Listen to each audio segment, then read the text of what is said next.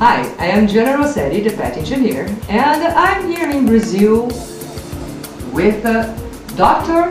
Isabeth, Dr. Luis Fernando de Moraes. He's going to talk about nutraceuticals and cancer prevention in pets. So let's see what he has to say. Dr. Fernando, thank you so much for being with us today. So, can you tell us what is nutraceutical and how did you get involved with that? Bem, eu comecei com a medicina nutracêutica por volta de 2001, quando eu acabei me formando, e a partir de 2003, que com a descoberta do genoma, que o genoma ele foi praticamente mapeado, verificou-se uma seguinte questão muito importante, que a nutrição ela desempenha um papel fundamental. Então, o que nós somos? Nós somos o que nós comemos e o que nós vivemos, ou seja, o que nós comemos e o ambiente que está ao nosso redor. Isso traz a característica genotípica da pessoa, do fenótipo da pessoa naquele momento. Doctor, how nutraceutical works for pets and how efficient it is? A principal ação que nós damos uma grande importância é a saúde intestinal do paciente. Então a gente pensa da seguinte forma: a saúde ela começa e termina no intestino. Então a gente usa uma série de recursos, uma série de estratégias para melhorar o intestino. Melhorando o intestino, a gente passa para a parte de detoxificação, que significa o quê? Promover uma retirada das toxinas do organismo, melhorando basicamente o fígado. Automaticamente, quando você melhora o intestino, você está melhorando o fígado do paciente.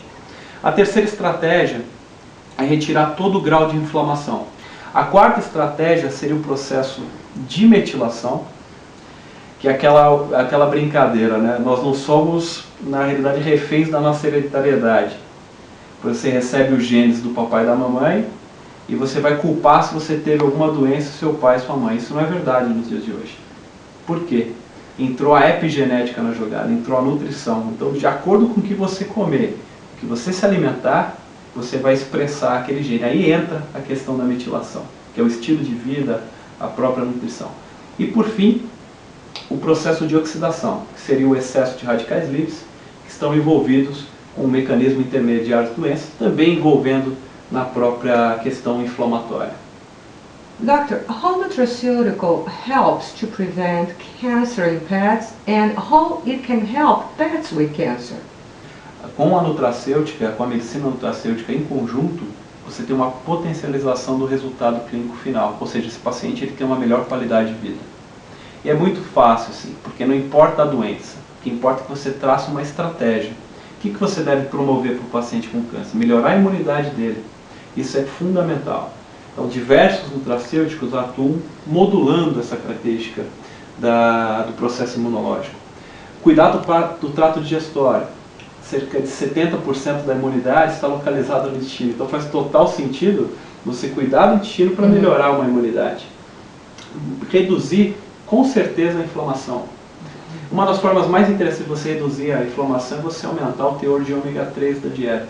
Então, os pacientes com câncer, em grande parte, nós realizamos a suplementação de ômega 3. O carboidrato, por exemplo, em pacientes com câncer, ele deve ser restrito. Deve ter uma menor ingesta de carboidrato. Aumentar basicamente mais a proteína e os próprios lipídios da dieta. Eu tenho uma eficácia em torno, se você retirar o tumor com uma margem de segurança e fazer o tratamento nutracêutico, nesse caso sem químio, eu diria que mais de 95% dos pacientes não recidivam se o proprietário seguir a estratégia correta. Promovendo essa desinflamação, cuidando da parte imunológica, entrando, por exemplo, tem o brócolis, né, que a gente brinca, todas as crucíferas, couve de Bruxelas, nabo, são crucíferas, ela tem uma molécula que chama-se indol 3-carbinol. O indol 3-carbinol, ele faz um efeito epigenético, como você estava mencionando, e ele silencia o gene para o câncer de mama. Então, um efeito epigenético. Então, comer brócolis é muito bom. Porque não pode comer todos os dias.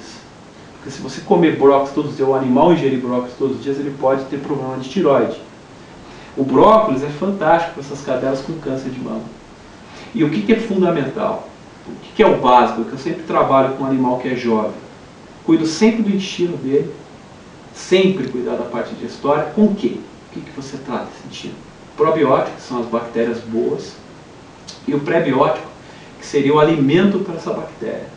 Isso faz uma diferença fantástica, porque se você tem uma biota intestinal saudável, ela reage com todo o sistema imunológico do corpo e vai propiciar saúde, em todos os aspectos. Ela tira a toxina, ela promove a síntese de vitaminas, de minerais, reduz a carga de amônia, sobrecarregando menos o fígado. Aí já está trabalhando também numa detoxificação do paciente.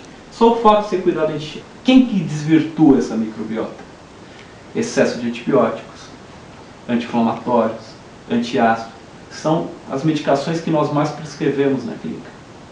A questão que eu sempre realizo é a suplementação de ômega 3. Não todos os dias, mas pelo menos umas 3 vezes por semana eu faço suplementação de ômega 3, principalmente o EPA e o ADHA.